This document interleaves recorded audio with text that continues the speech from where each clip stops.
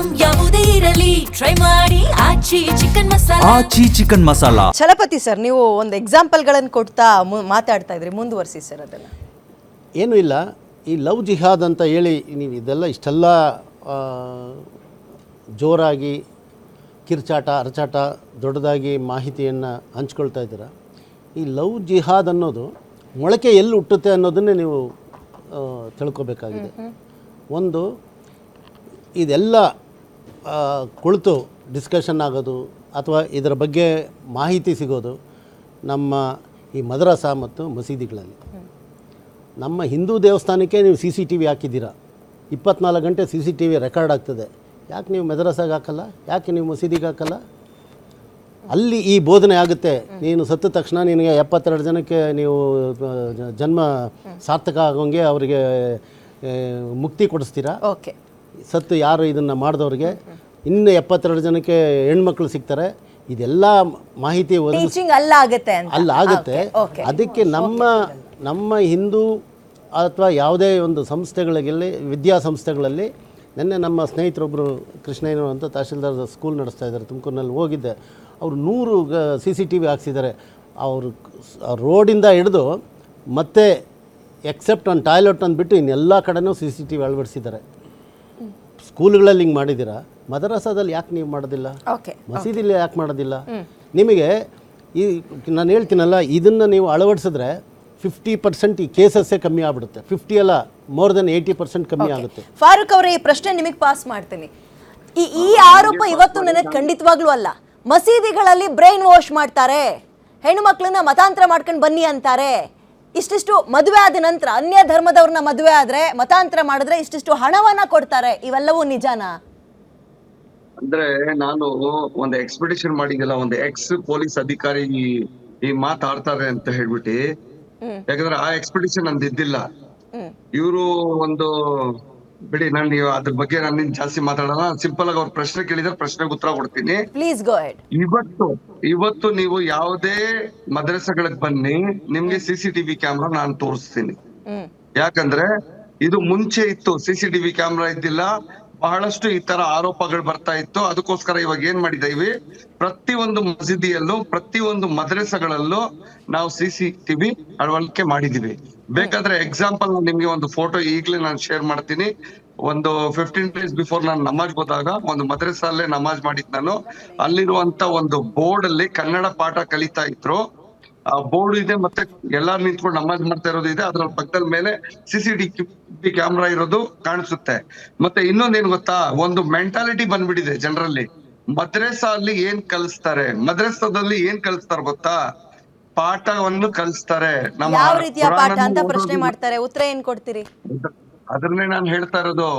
ಈ ಮನೋಭಾವನೆಗಳು ಏನಾಗಿದೆ ಅಂದ್ರೆ, ಈ 72 ಊರುಗಳು ಸಿಕ್ಕುತ್ತೆ ಅಂತ ಹೇಳ್ತಾರಲ್ಲ ಸತ್ತಾದ್ಮೇಲೆ, ಅದು ಏನಕ್ಕೆ ಅಂತ ಗೊತ್ತಾ ನಿಮ್ಗೆ? ತೋರಿಸೋದು ಕನ್ಯೆ. ಆದ್ರೆ ಹಿಂದೂ ಧರ್ಮದಲ್ಲಿ ಇಲ್ವಾ ಈ ಮಾತು? ಎಲ್ಲಿದೆ ಫಾರೂಕ್ ಅವರೇ, ಹೇಳಿ ನೋಡೋಣ. ಧರ್ಮದಲ್ಲಿ ಎಲ್ಲಿದೆ ಹೇಳಿ ಸಿಗ್ತಾರೆ ಅಂತ ಫಾರೂಕ್ ಅವರೇ, ಎಲ್ಲಿದೆ ಹೇಳಿ. ನಂತರ ಸ್ವರ್ಗ ಮತ್ತು ನರಕ. ನೋಡಿ ಫಾರೂಕ್ ಅವರೇ, ಯಾವುದೋ ಒಂದು ತಪ್ಪನ್ನ ಮುಚ್ಚಿಡ್ಲಿಕ್ಕೆ ನೀವು ಮತ್ತೇನನ್ನು ಸುಳ್ಳನ್ನ ಹೇಳಕ್ ಹೋಗ್ಬೇಡಿ ಪ್ಲೀಸ್. ನೀವು ಈಗ ನನ್ನ ಪ್ರಶ್ನೆ, ಹಿಂದೂ ಧರ್ಮದಲ್ಲಿ ಹಿಂಗಿದ್ಯಾ ಅಂತ. ಎಲ್ಲಿದೆ ಹೇಳಿ. ಹಿಂದೂ ಧರ್ಮದಲ್ಲಿ ಮತಾಂತರ ಆಗ್ಲೇಬೇಕು ಅಂತ ಯಾರು ಫೋರ್ಸ್ ಮಾಡಲ್ಲ. ಒಬ್ಬ ಮುಸ್ಲಿಂ ಅನ್ನೋ ಕ್ರಿಶ್ಚಿಯನ್ ಅನ್ನೋ ಕೊಂದ್ರೆ ನೀವು ಸ್ವರ್ಗಕ್ಕೆ ಬನ್ನಿ, ನಿಮ್ಗೆ ಇಷ್ಟ ಜನ ಹೆಣ್ಮಕ್ಳನ್ನ ಕೊಡ್ತೀವಿ ಅಂತ ಹೇಳಿ ಯಾವ ಧರ್ಮ ಗ್ರಂಥದಲ್ಲಿದೆ ಹೇಳಿ? ಕೊಂದ್ರೆ ಅಂತ ನೀವು ಮುಸಲ್ಮಾನ್ ಧರ್ಮದಲ್ಲಿ ಎಲ್ಲಿದೆ ಅಂತ ನನಗೆ ತೋರಿಸಿ. ಇದೆಯಲ್ಲ ಮೇಡಮ್ ಒಂದ್ ನಿಮಿಷ. ಯಾರು ಇಸ್ಲಾಮಿನ ಕಾರಣಕ್ಕೋಸ್ಕರವಾಗಿ ಪ್ರಾಣ ತ್ಯಾಗವನ್ನ ಮಾಡ್ತಾನೆ, ಅವನಿಗೆ ಜನ್ನತ್ತಿನಲ್ಲಿ 72 ಕನ್ಯೆಗಳು ಸಿಗುತ್ತೆ ಅಂತ ಕುರಾನಲ್ಲಿ ಉಲ್ಲೇಖ ಇದೆ. ಇಸ್ಲಾಮಿನ ವಿರುದ್ಧ ಹೋದವನಿಗೆ ಜನ್ನತ್ ಸಿಗಲ್ಲ, ಜಹನ್ನಂ ಅಂದ್ರೆ ಅವನಿಗೆ ನರಕ ಸಿಗುತ್ತೆ ಅಂತಿದೆ. ಆ ಟೀಚಿಂಗ್ ಇಲ್ವಾ ಕುರಾನಲ್ಲಿ? ಅಲ್ಲ, ನಿಮ್ಮ ಒಂದ್ ನಿಮಿಷ ಇರಿ. ನಿಮ್ಮ ಶಾಹಿ ಮುಸ್ಲಿಂ ಅಲ್ಲಿ, ಶಾಹಿ ಅಲ್ ಬುಖಾರಿ ಹದೀತ್ಗಳಲ್ಲಿ 1000 ಕಡೆ ಇದೆ ಇದು ಉಲ್ಲೇಖ. 1000 ಕಡೆ ಇದೆ. ಯಾವ ಚಾಪ್ಟರ್ ಕುರಾನ್ ಅಲ್ಲಿ, ಯಾವ ಚಾಪ್ಟರ್? ನೀವು ಒಂದ್ ಕೆಲಸ ಮಾಡಿ, ನಿಮ್ಮ ಅಲ್ಲಾಹು ಮೇಲೆ ಸತ್ಯ ಮಾಡಿ ಹೇಳ್ಬಿಡಿ 72 ಕನ್ಯೆಯರ ಬಗ್ಗೆ ಉಲ್ಲೇಖ ಇಲ್ಲ ಅಂತ. ನಾನು ಇಲ್ಲೇ ಸೋಲೋಪ್ತೀನಿ. ಕನ್ಯೆಗಳ ಮೇಲೆ ಉಲ್ಲೇಖ ಇಲ್ಲ ಅಂತ ನಾನು ಹೇಳ್ತಾ ಇಲ್ಲ. ಮತ್ತೆ ಅದನ್ನು ತಿರ್ಚಕೋಬೇಡಿ, ಸತ್ಯವನ್ನ ಹೇಳಿ. ಅವರು ಲೈವ್ ಅಲ್ಲಿ ಇಲ್ಲ ಹೇಗೆ ಹೇಳ್ತೀರಾ ನೀವು? ನಾನ್ ಸಿಂಪಲ್ ಪ್ರಶ್ನೆ ನಾನ್ ಹೇಳ್ತಾ ಇರೋದು 72 ಊರುಗಳು ನಿಮ್ಗೆ ಸಿಕ್ಕಲ್ಲ ಅಂತ ಹೇಳ್ಬಿಟ್ಟು ಉಲ್ಲೇಖ ಇಲ್ಲ ಅಂತ ನಾನು ಹೇಳ್ತಾ ಇಲ್ಲ, ಉಲ್ಲೇಖ ಇದೆ. ಆದ್ರೆ ಇದೆ. ನೀವು ಕೊಂದ್ರೇನೆ ನಿಮ್ಗೆ 72 ಊರುಗಳು ಸಿಗ್ತಾರೆ ಅಂತ ಹೇಳ್ಬಿಟ್ಟು ಎಲ್ಲಿ ಉಲ್ಲೇಖ ಮಾಡಿದ್ರೆ ಅದನ್ನ ನನಗೆ ಇದೆ. ಸ್ವಲ್ಪ ಬಿಡಿಸಿ ಹೇಳಿ. ಇದೆ.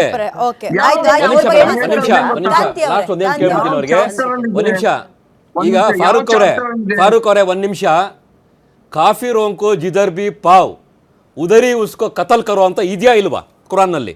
ಕಾಫೀರ್ ಅಂದ್ರೆ ಅರ್ಥ ಏನು? ನೀವು ನಿಮ್ಮ ಮೂಗಿನ ನೇರ ಕೇಳಬೇಡಿ. ಒಂದ್ ನಿಮಿಷ, ನೀವು ನೀವು ಅಲ್ಲ, ಯಾರು ಒಪ್ಪಲ್ಲ ನಿಮ್ಮ ಅವ್ರು ಪ್ರಾಫಿಟ್ ಅಂತ ನೀವು ನಿಮ್ಮ ಹೇಳ್ತೀರಾ? ಪ್ರಾಫಿಟ್ ಮೊಹಮ್ಮದ್ ಹೇಳ್ದಂತ ಅರ್ಥದಲ್ಲಿ ಹೇಳಿ.